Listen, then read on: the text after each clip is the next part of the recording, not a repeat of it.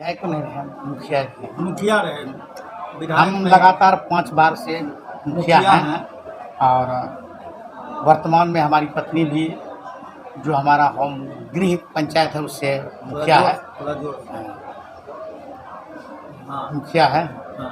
पत्नी भी मुखिया है, आप भी मुखिया हैं। हाँ, दोनों आदमी हम लोग अभी मुखिया हैं। तो अब विधायक बनना है। देखिए 2018 में बाई इलेक्शन में हम जदयू से जोकीहाट विधानसभा से प्रत्याशी थे और हमसे शाहनवाज आलम चुनाव जीते वो।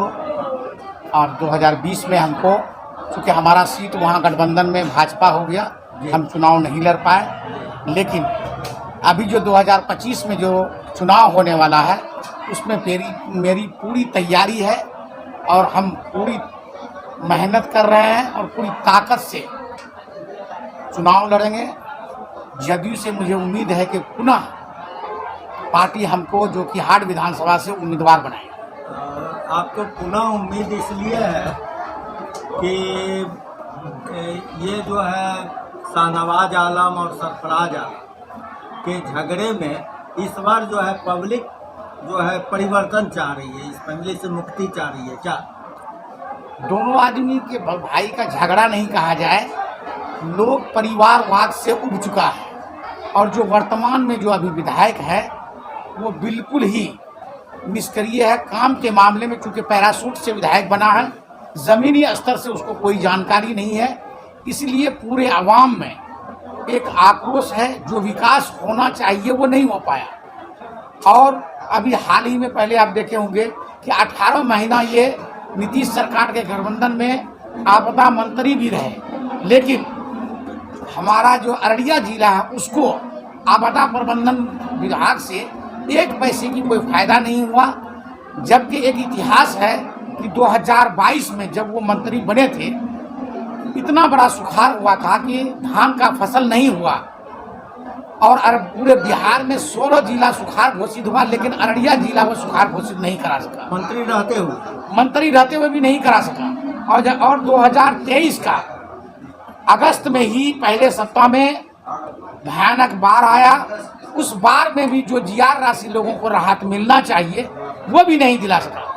यानी हम लोग अररिया जिला वाला उससे बिल्कुल उनके मंत्रिमंडल के मंत्री रहते हुए भी सिर्फ निराशा हाथ लगा। तो अब जोकीहाट की जनता ने तय कर लिया है कि तस्लीम साहब के फैमिली से या शाहनवाज सरफराज के फैमिली से किसी को वोट नहीं देंगे। ये तस्लीम साहब के अभी राजनीति में 2 पुत्र हैं, सरफराज आलम और शाहनवाज आलम। आपस में ये लड़ते हैं, झगड़ते हैं, उससे कोई मतलब नहीं। लेकिन इतना लंबा अंतराल जो 50 साल से राजनीति में, उसके बावजूद भी विकास से जोकीहाट वंचित है। एक भी ट्रेनिंग कॉलेज नहीं है, एक भी बीएड कॉलेज नहीं है, एक भी मेडिकल इंस्टीट्यूट नहीं है। नर्सिंग जो ये बीएससी नर्सिंग है उसका भी इंस्टीट्यूट नहीं है। यहाँ तक कि कोई भी सरकारी कॉलेज नहीं है जोकीहाट में। आज आप देखिए वही सारा चीज़ कटिहार में भी है, पूर्णिया में भी है और आपको किशनगंज में भी मिलेगा। तो लोगों को क्या चाहिए? कोई भी आदमी किसी को वोटिंग करता है और जनप्रतिनिधि बनाता है, उससे उम्मीद रहती है कि बेहतर विकास का और बेहतर सुविधा का। आप भी सुरजापुरी हैं? नहीं, मैं कुलैया बिरादरी से हूँ। जिस बिरादरी से तस्लीमुद्दीन साहब हैं उसी बिरादरी से मैं। तो तस्लीम साहब का मांग था कि सीमांचल राज्य होना चाहिए, लेकिन अभी कौशिक साहब मांग कर दिए हैं कि सुरजापुर अंचल राज होना चाहिए, सुरजापुरी अंचल राज होना चाहिए। ये मांग इन लोगों का जिसका भी हो, तस्लीम साहब का भी रहे या जिसका भी हो, ऑन पेपर कहीं नहीं है। सिर्फ ये है कि कोई अगर उससे कोई इंटरव्यू लिए कोई पूछे तो बोल दिए, उससे ऐसा थोड़े होता है। उससे उसका मांग जो पटल है, इतना दिन विधानसभा में रहे तस्लीम साहब सोए, पार्लियामेंट में रहे, उनके बेटे भी हैं, किसी ने भी ये खड़ा होकर के ये नहीं बोला जिसमें किसी की बात दर्ज की जाती है कि ये सीमांचल एक राज्य होना चाहिए। तो ये वोट के जो उसका हाउस है, बिहार का जो एक विधायक का जो हाउस है वो बिहार विधानसभा है। एक मेंबर ऑफ पार्लियामेंट का जो हाउस है वो पार्लियामेंट है।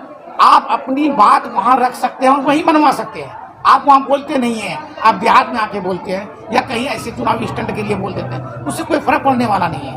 अपना नाम मेरा नाम मोहम्मद मुर्शीद आलम है।